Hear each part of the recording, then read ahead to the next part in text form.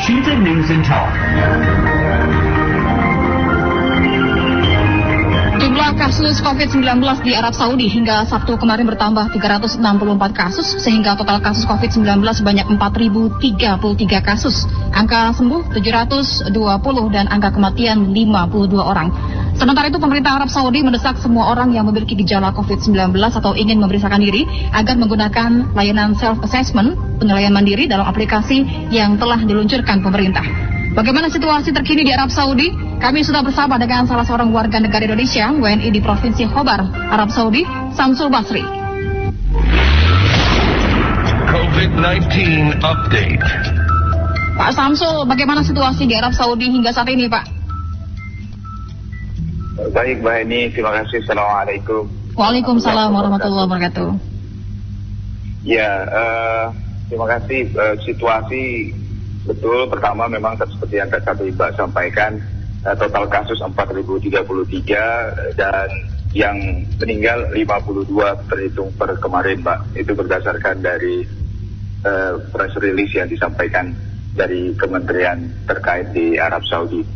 Namun secara umum saat ini kami semua sedang menjalani working from home, dan juga situasi memang dimulai dari 27 Februari ya Pak, di mana pada saat itu seperti kita ketahui saat satu warga negara Indonesia yang mendapati virus corona pada hari itu, kemudian pada saat yang bersamaan juga menangguhkan kedatangan jemaah umroh dari seluruh negara pada hari yang sama di 27 Februari.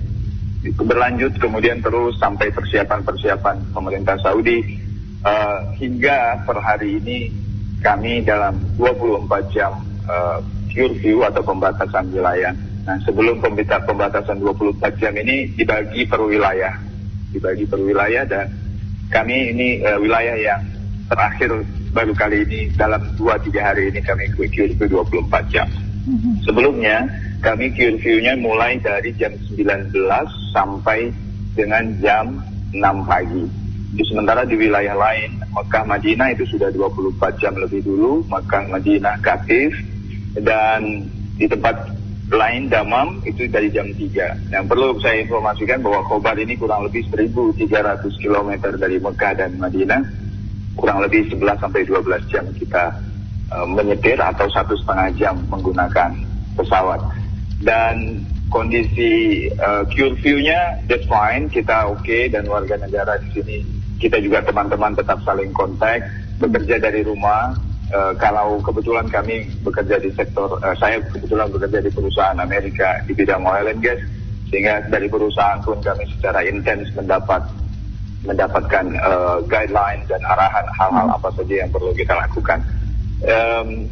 Bahwa bagaimana suasana curfew-nya, ya memang di awal kita sempat kita agak khawatir dengan adanya curfew itu pembatasan, namun akhirnya setelah kita mengetahui betul pemberitahuan baik dari pemerintah Arab Saudi, dari media, sosial media, dari kantor, kemudian dari KBRI, sehingga kami merasa cukup nyaman, jelas dengan informasinya, sehingga tidak ada rasa khawatir. Cuma memang denda atau penalti yang cukup berat ketika kita melanggar pelarangan curfew itu, dan akhirnya itulah yang membuat semua, khususnya kita warga negara asing yang ada di Arab Saudi ini sangat mematuhi sesuai dengan himbauan pemerintah. Dan denda yang cukup mahal 10.000 rial atau sekitar kalau dikurkan per sekarang adalah kurang lebih 42 juta rupiah ketika kita melanggar aturan itu. Sebagaimana yang diketahui bahwa kita sebagai warga negara Indonesia juga mendapatkan informasi yang cukup baik, Mbak, dari KBRI. Ya. Dan dari KBRI kita mendapatkan informasi secara baik dari media sosial maupun WhatsApp yang ada di grup kita. Cuma barangkali ada case juga teman-teman yang bekerja di sektor informal, misalnya yang pekerja harian, pekerja toko, yang terdampak tokonya. Kami ada beberapa teman-teman di sini yang juga sedang menginisiasi untuk mengkolek data teman-teman tersebut. Barangkali bisa kita bantu sesuatu lah untuk teman-teman yang memang sama sekali mereka tidak bisa bekerja akibat lockdown yang sudah dilakukan di kota kami ini, Mbak. Sementara demikian, Mbak. Denda 42 juta ini untuk mereka yang apa saja, Pak? Ada kriterianya tidak? Atau seluruh pelanggaran sama nilainya? Ada dua hal denda sepanjang yang saya tahu sekarang adalah bagi pribadi dan bagi dunia usaha. Bagi pribadi adalah bagi barang siapa yang terketahuan atau tertangkap dan tidak pada kondisinya dan tidak sesuai peruntukannya berada di luar rumah atau melampaui batas distrik. Bagaimana misalkan seperti kita di Jakarta Jakarta juga menerapkan PSBB, kemudian juga Bekasi melakukan PSBB, maka lintas distrik Jakarta dengan Bekasi tidak bisa. Nah, ketika ada seseorang yang melintas distrik itu dan tidak mempunyai izin, maka dia akan dikenakan denda. Dan itu yang membuat kami semua sangat berhati-hati, sehingga kita sangat memahami. Karena yang boleh kami lakukan adalah sampai saat ini setelah kebetulan saya sudah total hampir 1 bulan sejak saya 14 hari self karantin karena saya waktu itu traveling. Sebagaimana diketahui saat Saudi itu 15 Maret itu adalah tanggal terakhir untuk kembali ke Saudi, dan saya traveling dari Indonesia tanggal 14 Maret sehingga sejak tanggal 15 Maret sampai 14 hari ke depan saya self karantin 14 hari, lalu dilanjutkan dengan melakukan rapid test sesuai dengan arahan perusahaan tempat kami bekerja. Dan kalau kita keluar tadi kembali lagi ke curfew dan di luar jam, apalagi sekarang di luar, maka itu kita akan kena denda. Yang kita lakukan saat ini adalah belanja saja, Pak. Yang boleh kami keluar adalah supermarket, rumah sakit ataupun apotek. Tetapi untuk apotek atau hospital yang emergency, kita harus punya izin dan kita harus mengajukan ke aplikasi. Nah, barangkali yang Mbak maksudkan aplikasi, saya kebetulan tidak tahu aplikasi untuk pengecekan yang Mbak maksud tadi. Yang ada yang kami tahu, sepanjang yang saya tahu, aplikasi itu adalah aplikasi yang ketika kita membutuhkan emergency untuk keluar, maka ambulans akan menjemput kita untuk ke rumah sakit, dan atau ketika kita misalnya tidak membutuhkan ambulans, dari aplikasi itu kita akan mendapatkan SMS bahwa bukti bahwa kita dalam keadaan emergensi, sehingga pada saat ada pemeriksaan polisi kita bisa tunjukkan bukti itu. Selama ini sih itu aplikasi yang saya tahu mengenai aplikasi yang ada di sini. Saya belum tahu lagi apakah memang ada aplikasi yang... Tapi belum sempat mengakses ya Pak Samsul ya, aplikasi tersebut ya, untuk melakukan self-assessment. Saya belum sempat mengakses.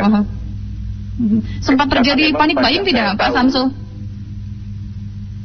Panik buying saya merasakan relatif tidak, karena pertama dari Departemen Perdagangannya sendiri memastikan bahwa ketersediaan barang-barang.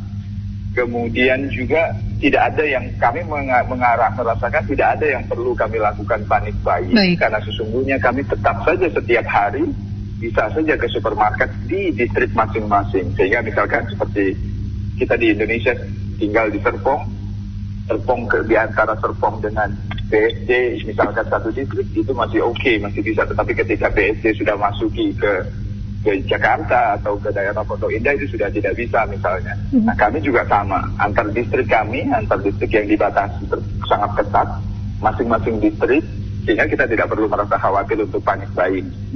Dan saya kebetulan jadi bagian juga untuk tamasya kecil-kecilan bisa keluar rumah untuk belanja, Pak. Kami terus berdoa semoga tidak terjangkit ya Pak Samsul dan juga keluarga di sana ya. Tapi meskipun jaraknya 11 sampai dengan 12 jam ke Madinah dan juga Mekah, apakah ada kabar Pak mengenai kondisi terkini di sana saat ini? Kondisi di Mekah dan Madinah maksudnya, Mbak? Iya. Iya, selalu kita pantau karena itu tempat yang memang kita impikan, khususnya untuk warga kita. Ketika kapan dibuka itu pasti kita selalu akan ingin berkunjung ke sana. Per hari ini memang informasi yang terakhir saya dapatkan masih 24 jam lockdown di Mekah itu sendiri. Saya ada beberapa kawan yang di sana ya hanya tinggal di rumah dan ke Bakala. Bakala itu adalah toko atau supermarket. Ya itu aja aktivitas teman-teman yang dilakukan di Mekah. Sholat masih tetap sesuai dengan himbauan sebelumnya, hanya sholat berjamaah terbatas, dan juga sholat Jumat dan sholat wajib untuk umum dihimbau dan diminta untuk sholat zuhur di rumah. Demikian, Pak. Baik, Pak Samsul Basri, kita berdoa bersama semoga pandemi ini segera berakhir, dan salam kami untuk teman-teman WNI khususnya yang ada di Provinsi Khobar, Arab Saudi. Terima kasih untuk waktunya bersama El Sinta, Pak Samsul.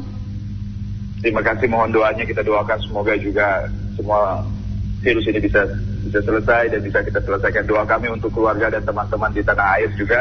Tetap yang penting tinggal di rumah, itu adalah kunci yang paling utama, dan ikuti protokol kesehatan yang sudah disampaikan pemerintah. Terima kasih. Baik. Assalamualaikum warahmatullahi wabarakatuh.